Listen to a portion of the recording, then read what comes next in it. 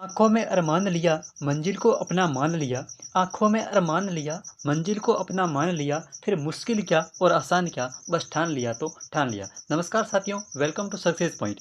आज के इस वीडियो में हम बात करेंगे पशु परिचय भर्ती 2024 के विज्ञान के उन 20 महत्वपूर्ण प्रश्नों की जो हर एग्जाम में हर बार हैं वो पूछे जाते हैं। और ये जो प्रश्न हैं वो आपके पशु परिचय के लिए वेरी इंपॉर्टेंट है। इससे पहले अगर आप चैनल पर नए हैं तो इसी प्रकार के वीडियोस के लिए चैनल को सब्सक्राइब कर लें और पशु परिचय से संबंधित क्विज, नोट्स और मॉडल पेपर के लिए टेलीग्राम ग्रुप को ज्वाइन कर लें, जिसका लिंक मैंने वो डिस्क्रिप्शन में दे रखा है। चलिए बिना देर के वीडियो को शुरू करते हैं। साथियों, पहला प्रश्न है कि कोशिका की जो खोज है वो किसके द्वारा की गई। जी हाँ साथियों, कोशिका की जो खोज है वो किसके द्वारा की गई। तो कोशिका इनकी सेल की जो खोज है वो साथियों रॉबर्ट हुक के द्वारा है वो की गई थी। यहाँ पे आपका ए ऑप्शन से हो जाएगा। इनकी कोशिका की जो खोज है वो रॉबर्ट हुक के द्वारा साथियों 1665 के अंदर की गई। कब की गई साथियों? 1665 के अंदर जो है वो रॉबर्ट हुक के द्वारा कोशिका की खोज की गई थी। और ये साथियों कोशिका जो थी वो एक मृत कोशिका थी। कैसी कोशिका थी साथियों? ये जो कोशिका थी वो एक मृत कोशिका थी और इसकी जो खोज है वो सबसे पहले जो है वो रॉबर्ट हुक के द्वारा की गई। साथियों, ल्यूवेनहॉक जो हैं इनके द्वारा सबसे पहले जो है वो 1674 के अंदर, यानी कि 1674 के अंदर सबसे पहले जीवित कोशिका की जो खोज है वो की गई थी। साथियों, जीवित कोशिका की जो खोज है वो ल्यूवेनहॉक के द्वारा की गई और साथियों जो मृत कोशिका है उसकी जो खोज है वो रॉबर्ट हुक के द्वारा की गई। अगर प्रश्न में ऐसा आता है कि कोशिका की खोज किसके द्वारा की गई तो सबसे पहले रॉबर्ट हुक के द्वारा 1665 में मृत कोशिका की जो खोज है वो की गई थी। उसके बाद में 1674 के अंदर ल्यूवेनहॉक के द्वारा जो है वो जीवित कोशिका की जो खोज है वो की गई थी। तो यहाँ पे आपका जो है ए ऑप्शन से हो जाएगा। कोशिका की जो खोज है वो रॉबर्ट हुक के द्वारा 1665 में की गई और वो जो कोशिका थी वो एक मृत कोशिका थी। चलिए चलते हैं अगले प्रश्न की तरफ। साथियों, अगला प्रश्न है और दूसरा प्रश्न है कि जीव विज्ञान का जो पिता है वो किसे कहा जाता है। जी साथियों, जीव विज्ञान का जो पिता है वो किसे कहा जाता है, यानी कि बायोलॉजी का जो पिता है वो किसे कहा जाता है। तो साथियों बायोलॉजी का जो पिता है वो अरस्तू को कहा जाता है, यानी कि बायोलॉजी का जो पिता है वो साथियों अरस्तू को कहा जाता है। यहाँ पे आपका ए ऑप्शन है वो सही हो जाएगा। बायोलॉजी का पिता अरस्तू को कहा जाता है। साथियों थियोफ्रास्टस जो है इनको वनस्पति विज्ञान का पिता है वो कहा जाता है। थियोफ्रास्टस को साथियों वनस्पति विज्ञान का जो पिता है वो कहा जाता है। थियोफ्रास्टस को वनस्पति विज्ञान का पिता, वनस्पति विज्ञान का पिता, वनस्पति विज्ञान का जो पिता है वो थियोफ्रास्टस को कहा जाता है। और साथियों जीव विज्ञान का जो पिता है वो अरस्तू को कहा जाता है। तो यहाँ पे आपका ए ऑप्शन से हो जाएगा। जीव विज्ञान का पिता अरस्तू को कहा जाता है। लेमार्क साथियों जो हैं इन्होंने सबसे पहले जीव विज्ञान शब्द को दिया गया था, यानी कि जीव विज्ञान शब्द जो है, जीव विज्ञान शब्द सबसे पहले साथियों जो है वो लेमार्क और ट्रेविनस नामक जो वैज्ञानिक है इनके द्वारा जो है वो दिया गया। तो जीव विज्ञान शब्द अगर आपसे पूछे तो लेमार्क और ट्रेविनस के द्वारा, और वनस्पति विज्ञान का पिता साथियों पूछे तो थियोफ्रास्टस, और अगर जीव विज्ञान का पिता पूछे तो हो जाएगा अरस्तू, यानी कि यहाँ पे आपका जो है वो ए ऑप्शन से हो जाएगा। जीव विज्ञान का पिता साथियों अरस्तू को कहा जाता है। चलिए चलते हैं अगले प्रश्न की तरफ। अगला प्रश्न साथियों कि कोशिका का जो अध्ययन है वो क्या कहलाता है, यानी कि कोशिका जो सेल है उसका जो अध्ययन यानी कि क्या कहलाता है। तो कोशिका का साथियों अध्ययन जो है वो साइटोलॉजी कहलाता है। क्या कहलाता है? साइटोलॉजी जो है वो कोशिका का अध्ययन है वो कहलाता है। यहाँ पे आपका जो ए ऑप्शन है वो सही हो जाएगा। कोशिका का अध्ययन साथियों साइटोलॉजी कहलाता है। कोशिका की जो खोज है वो सबसे पहले 1665 में रॉबर्ट हुक के द्वारा है की गई थी और जो एक मृत कोशिका थी। उसके बाद में साथियों 1674 में ल्यूवेनहॉक के द्वारा जीवित कोशिका की जो खोज है वो की गई थी और कोशिका का जो अध्ययन है वो साथियों साइटोलॉजी कहलाता है। कोशिका का अध्ययन साइटोलॉजी है वो कहलाता है।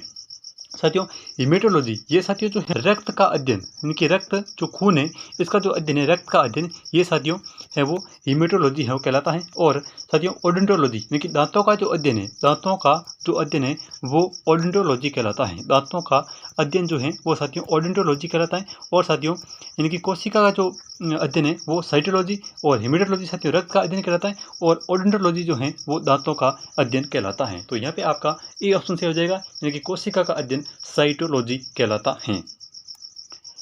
अगला प्रश्न साथियों चौथा प्रश्न और इंपॉर्टेंट प्रश्न है कि सबसे छोटी कोशिका जो है वो कौन सी होती है? जी हाँ साथियों, सबसे छोटी जो कोशिका होती है वो होती है साथियों माइकोप्लाज्मा। कौन सी होती है? माइकोप्लाज्मा जो कोशिका है वो सबसे छोटी कोशिका होती है। यहाँ पे आपका ए ऑप्शन सही हो जाएगा। सबसे छोटी कोशिका जो होती है वो होती है माइकोप्लाज्मा। शुतुरमुर्ग का अंडा साथियों जो है वो सबसे बड़ी कोशिका, यानी कि सबसे जो बड़ी कोशिका होती है वो साथियों होती है शुतुरमुर्ग का अंडा। सबसे बड़ी कोशिका होती है शुतुरमुर्ग का अंडा, और सबसे साथियों छोटी जो कोशिका है वो होती है साथियों माइकोप्लाज्मा। सबसे छोटी माइकोप्लाज्मा और सबसे बड़ी जो है वो शुतुरमुर्ग का अंडा। और सबसे लंबी कोशिका, सबसे लंबी जो कोशिका है वो होती है साथियों न्यूरॉन। न्यूरॉन जो है तंत्रिका के अंदर जो है न्यूरॉन जो है वो सबसे लंबी कोशिका है।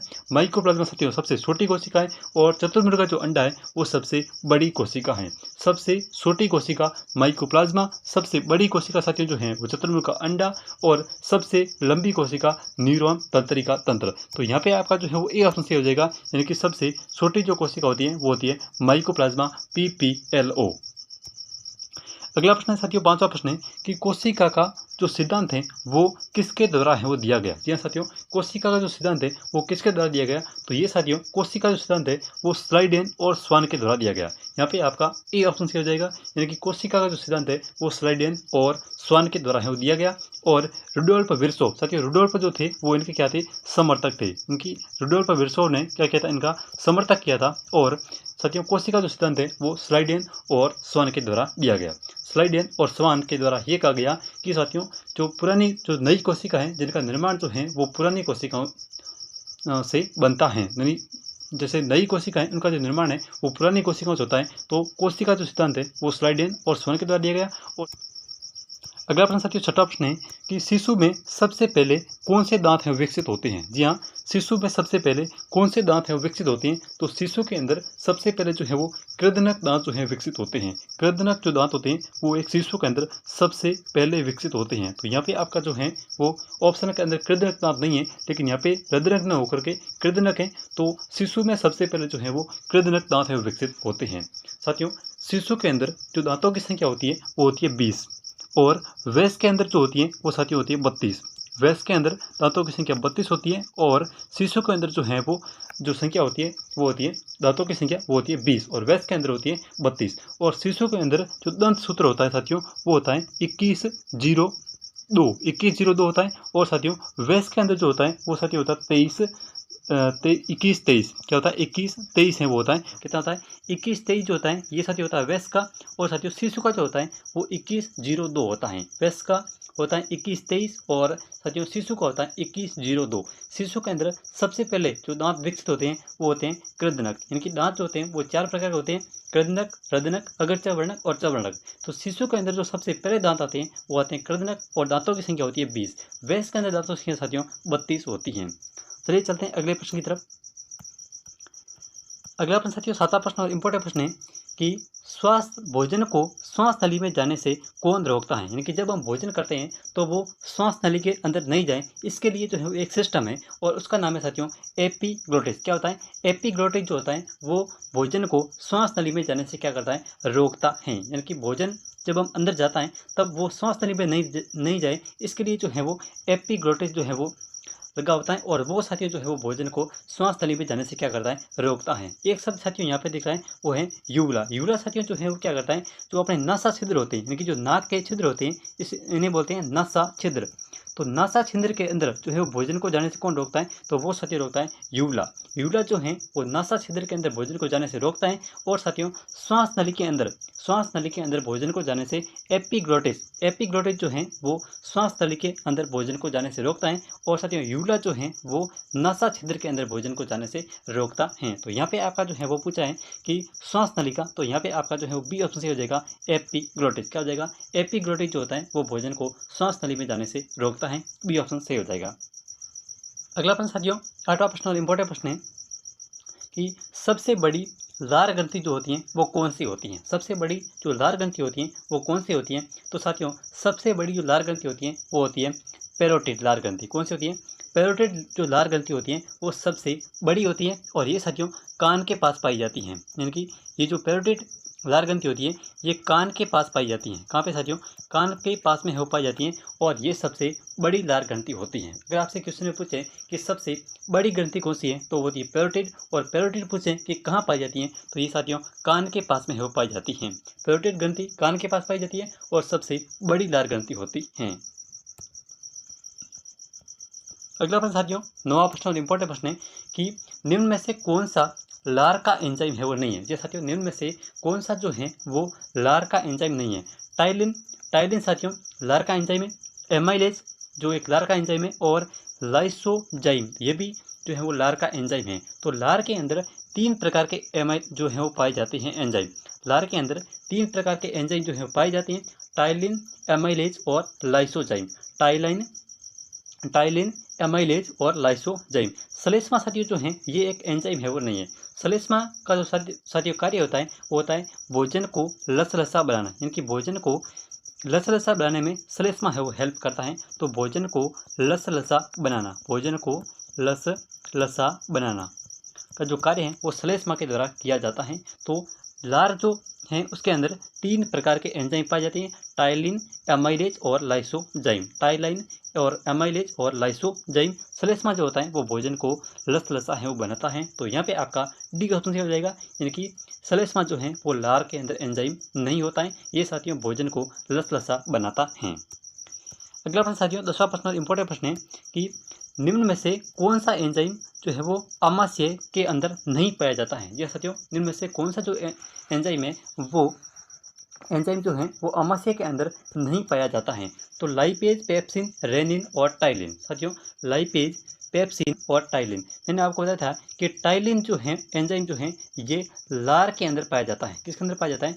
लार के अंदर जो है वो टाइलिन एंजाइम पाया जाता है लार के अंदर। और बाकी साथियों 3 लाइपेज, पेप्सिन और रेनिन ये तीनों जो हैं वो आमाशय के अंदर पाए जाते हैं। ये तीनों जो हैं वो आमाशय में पाए जाते हैं। लेकिन साथियों जो टाइलिन है, टाइलिन जो एंजाइम है ये लार के अंदर पाया जाता है। तो टाइलिन जो है वो लार के अंदर पाया जाता है, और लाइपेज, पेप्सिन और रेनिन, लाइपेज, पेप्सिन और रेनिन ये जो तीनों हैं ये आमाशय के अंदर पाए जाते हैं। इन एंजाइम कौन सा एंजाइम है वो कहाँ पाया जाता है इसको आपको साथियों है वो अच्छी तरह से याद कर लेना है, क्योंकि यही प्रश्न जो है वो ऐसे प्रश्न साथियों जो होते हैं वो बड़े हैं वो घुमावदार तरीके से पूछे जाते हैं। तो लाइपेज, पेप्सिन और रेनिन, लाइपेज, पेप्सिन और रेनिन ये तीनों आमाशय के अंदर पाए जाते हैं, और टाइलिन जो है वो लार के अंदर पाया जाता है।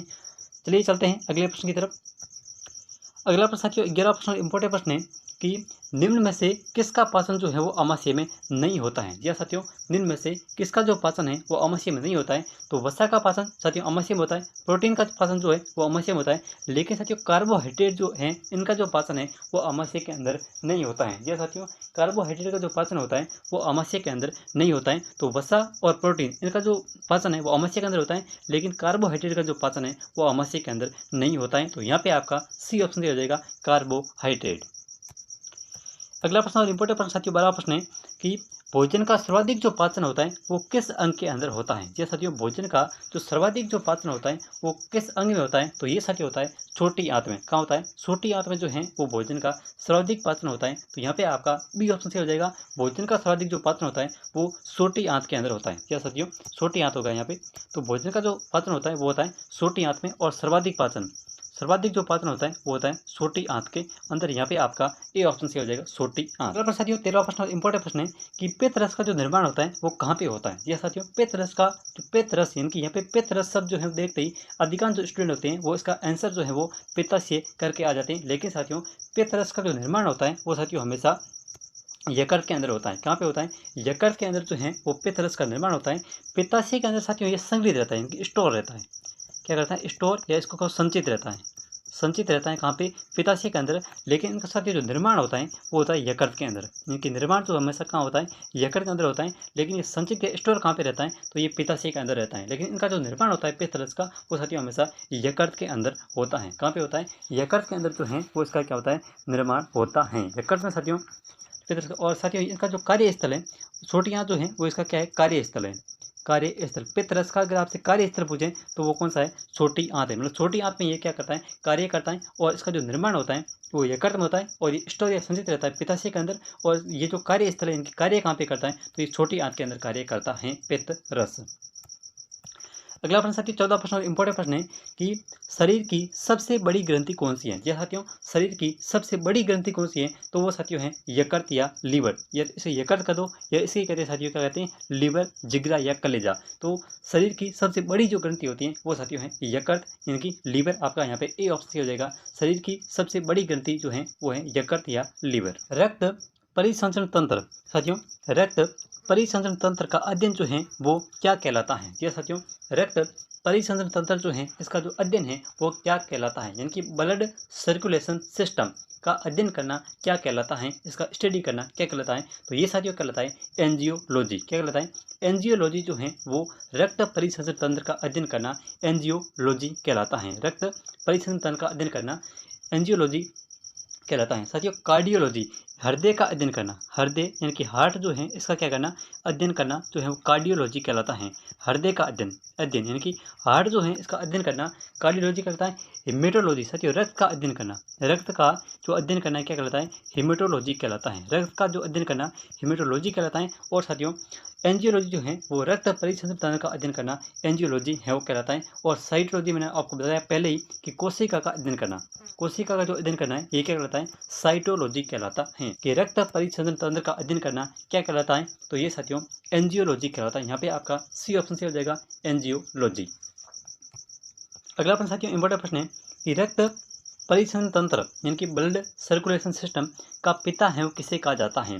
ब्लड सर्कुलेशन सिस्टम या रक्त परिसंचरण तंत्र का पिता किसे कहा जाता है, तो ये साथियों कहा जाता है विलियम हॉर्वे को। किसको जाता है, विलियम हॉर्वे को रक्त परिसंचरण तंत्र का पिता कहा जाता है। यहाँ पे आपका ए ऑप्शन से हो जाएगा विलियम हॉर्वे। अगला प्रश्न साथियों 17 प्रश्न इंपॉर्टेंट प्रश्न है कि वसा का जो पाचन है वो किसके द्वारा किया जाता है। ये साथियों वसा का पाचन किसके द्वारा किया जाता है, ये साथियों किया जाता है लाइपेज एंजाइम के द्वारा। तो यहाँ पे आपका ए ऑप्शन से हो जाएगा, क्योंकि वसा का जो पाचन है वो लाइपेज एंजाइम के द्वारा किया जाता है। वसा का पाचन जो है वो साथियों लाइपेज एंजाइम के द्वारा किया जाता है। ए ऑप्शन यहाँ पे आपका करेक्ट हो जाएगा, वसा का पाचन लाइपेज एंजाइम के द्वारा। अगला प्रश्न साथियों 18 प्रश्न है कि अमोनिया को यूरिया में बदलने का जो कार्य है वो किसके द्वारा किया जाता है। जी साथियों अमोनिया को यूरिया में बदलने का जो कार्य है वो किसके द्वारा किया जाता है, तो ये साथियों यकृत के द्वारा किया जाता है। यकृत या जो लीवर है इसके द्वारा अमोनिया को यूरिया में बदलने का जो कार्य है वो साथियों किया जाता है। यानी कि अमोनिया को यूरिया में बदलने का जो कार्य है वो साथियों यकृत के द्वारा किया जाता है, लीवर के द्वारा किया जाता है। जैसे शरीर की जो है वो साथियों प्रयोगशाला कहा जाता है। शरीर की प्रयोगशाला किसे कहा जाता है, तो यकृत को कहा जाता है। और ये साथियों शरीर की सबसे बड़ी ग्रंथि है यकृत या लीवर। तो इसको जो है वो शरीर की प्रयोगशाला कहा जाता है, सबसे बड़ी ग्रंथि है। और ये जो है वो अमोनिया को यूरिया में बदलने का कार्य है करती हैं। तो यहाँ पे आपका सी ऑप्शन हो जाएगा यकृत के द्वारा। अगला प्रश्न साथियों 19वां प्रश्न इंपॉर्टेंट प्रश्न है कि आमाशय के कितने भाग होते हैं। जी साथियों आमाशय जो होता है उसके कितने भाग होते हैं, तो आमाशय के साथियों 4 भाग होते हैं। कितने होते हैं साथियों, 4 भाग जो है वो होते हैं आमाशय के। 4 कौन कौन से होते हैं, तो एक तो होता है साथियों कार्डियक, कौन सा होता है, एक तो होता है कार्डियक, और एक साथी होता है बॉडी कार्डियक बॉडी, और एक होता है अपना ये फंडिक आमाशय, फंडिक आमाशय, और एक साथी होता है पाइलोरिक, कौन सा होता है, पाइलोरिक जो है वो आमाशय होता है, पाइलोरिक आमाशय। तो इसके जो है वो आमाशय के 4 भाग होते हैं, कार्डियक, बॉडी, फंडिक और पाइलोरिक। इस प्रकार से 4 भागों में जो आमाशय होता है वो बटा हुआ होता है। यहाँ पे आपका ए ऑप्शन से हो जाएगा 4 भाग होते हैं आमाशय के। अगला प्रश्न इंपॉर्टेंट प्रश्न साथियों कि जीभ के अग्रभाग से किस स्वाद का पता है वो लगाया जाता है। जी साथियों जीभ के अग्रभाग से किसका पता है वो लगाया जाता है, तो ये साथियों लगाया जाता है मीठे का पता।